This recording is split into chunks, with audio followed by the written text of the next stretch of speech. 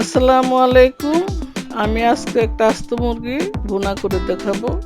এটা অনেক আগে ব্রাহ্মণবাড়িয়া অঞ্চলের একটা রান্না। জামাই বাড়িতে আসলে আস্ত মুরগি, মানে তখন আমাদের দেশে এটাকে বলে বিরান, মানে ভাজি। আস্ত মুরগি জামাইকে দিতে হবে বিরান করে, তো ওইভাবে আস্ত মুরগি একটা আমি ভাজি করে দেখাবো আজকে আর কি। তখন আবার এই রোস্ট টোস্ট এত কিছু প্রচলন ছিল না, ওই যে আস্ত মুরগি ভাজি জামাইরে দিয়ে দিত।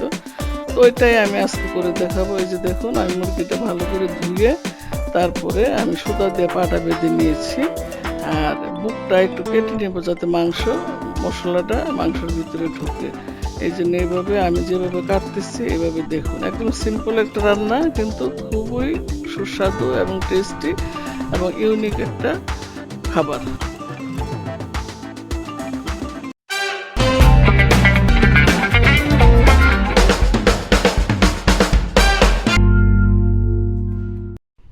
চলুন আমরা মূল রান্নায় চলে যাই। আমি এখানে একটা মশলা তৈরি করে নিব। রসুন বাটা দিলাম 1 চামচ, আদা বাটা দিলাম 1 চামচ, জিরা বাটা দিলাম 1 চামচ, তারপর আমি লবণ দিলাম, তেল দিব একটু। তেল দিয়ে আমি এখানে আর একটু ভালোভাবে এটা মাখাতে হবে। মাখিয়ে তারপরে আমি মুরগিটার উপরে এটা এই মশলাটা আমি একদম মানে সমস্ত শরীরে আমি মশলাটা মাখিয়ে দিব আর কি। আর এখানে আমরা যেটা ইউজ করছি একটু জর্দা রং ইউজ করতে হবে। এটা কিন্তু আমি জর্দা রং দিয়েছি, হলুদ না, কিন্তু একটু জর্দা রং দিলাম যে যাতে কালার হয় আর কি। আগে কিন্তু জর্দা রংটা ইউজ করতাম মুরগি, এখনো করে, মানে মানে রোস্ট বানাইতে গেলে অনেকে করে। তো এটা আমি একটু বেশি করে তেল দিয়ে আমি এটা উল্টিয়ে পাল্টিয়ে ভাজবো, আপনারা দেখতে থাকুন। আর বরাবরের মতন আমি আগেই বলে দিই যে আমার চ্যানেলটা অবশ্যই আপনারা সাবস্ক্রাইব করবেন, লাইক দিয়ে আমার পাশে থাকবেন, শেয়ার কমেন্ট আপনারা করবেন যারা পুরান আছেন আর কি। আর এই যে দেখুন, আমি মুরগিটা দিয়ে দিলাম। প্রথমে আপনারা উল্টিয়ে দিবেন যাতে বুকটা ভাজা হয়ে যায় আর কি। এই মুরগি কিন্তু আমি সিদ্ধ করি নাই, একটু বড় হলে সিদ্ধ করে নিলে ভালো হয় আর কি। আপনারা কষিয়ে নেবেন যদি একটু বড় মুরগি হয়। আমার মুরগিটা ছোট, তো আমি যেহেতু ছোট মুরগি আমি আর এটা কষালাম না, এমনিতে হয়ে যাবে রান্না। তো এইভাবে উল্টিয়ে পাল্টিয়ে আমি সুন্দর করে এটা ভাজবো আর কি, একদম চারিদিক ভালো করে ভাজবো। বেশি তেলে, ডুবা তেলে ভাজলে সবচেয়ে বেশি ভালো হয় আর কি। তো আমি মোটামুটি হাফ ডুবা তেল দিয়েছি আর কি, হাফ মতন আর কি, 2 কাপের মতন তেল দিয়েছি। দিয়ে যে দেখুন আমি সুন্দর করে মুরগিটা ভেজে নিচ্ছি আর কি। তো এখন আমি মুরগিতে মশলা দিব, ঘি দিয়ে দিলাম একটু, দিয়ে আমি পেঁয়াজ দিয়ে আমি একটু ভালোভাবে মশলাটা কষাবো। কষিয়ে তারপরে মুরগিটা দিব। তো আপনারা দেখতে থাকুন আমি কিভাবে রান্নাটা করি। এই যে আমি কড়াইটা পরিষ্কার করে এখানে আমি আবার নতুন করে তেল দিলাম হাফ কাপের মতন। তারপর আমি একটু ঘি দিয়ে দিব। আমি তো গ্রিন গ্রোসারির ঘিটা ইউজ করি, ওইটা দিই।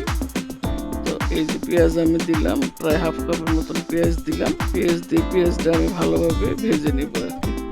ভেজে নিয়ে তারপরে আবার মশলা দিব এটার মধ্যে আর কি।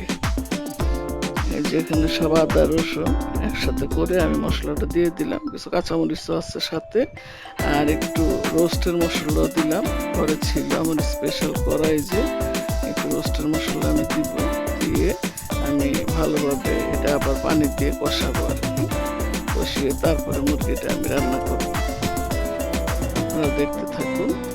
একটু পানিও দিয়ে দিলাম, আর একটু লবণও দিব।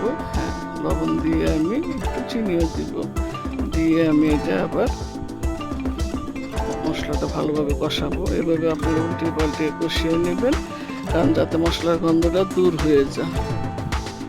একটুখানি আমি পাপরিকা দিয়ে দিলাম কারণ কালারের জন্য। তো আর একটু পেঁয়াজ বেরেস্তাও দিয়ে দিলাম। আর এই যে আমি মুরগিটা এখন দিয়ে দিলাম আর কি। দিয়ে আমি এখন একদম ভালোভাবে কষিয়ে উল্টিয়ে পাল্টিয়ে ভেজে নেব, আর পানি লাগবে না আর কি। আর গরম মশলা তো আমি দিয়ে দিয়েছি সাথে, আর কিছু লাগবে না। আপনারা শুধু এখন মাংসটা সিদ্ধ হবে পানিতে, সিদ্ধ হলে ভেজে নামিয়ে সুন্দর একটা ডিশে সাজিয়ে আপনারা ঘরের বাচ্চাদের দিবেন। মানে বড় মানুষ যেই পোলাও দিয়ে খেতে অনেক ভালো লাগে আর কি। তো এখানে কিন্তু আমরা একটা জিনিস খেয়াল করছেন, আমি কিন্তু টক দই ইউজ করিনি। এটা কিন্তু একদম মানে আমাদের দেশের সেই পুরান আমলের রান্না। তো এখানে কিন্তু টক দই তখন প্রচলন ছিল না যে টক দই ইউজ করবে, এবং শুধু ঘিয়ের মধ্যে ভুনা করা হতো আর কি। যদিও আমি তেল দিচ্ছি, কিন্তু আমরা দেখছি সব সময় আমাদের মা চাচিরা যখন রান্না করতো, জামাই আসতো একদম ঘিয়ের মধ্যে ভুনা করতো। এই যে সুন্দর ডিশে এভাবে সাজিয়ে পরিবেশন করবেন। তো ঠিক আছে, সবাই ভালো থাকবেন, আল্লাহ হাফিজ।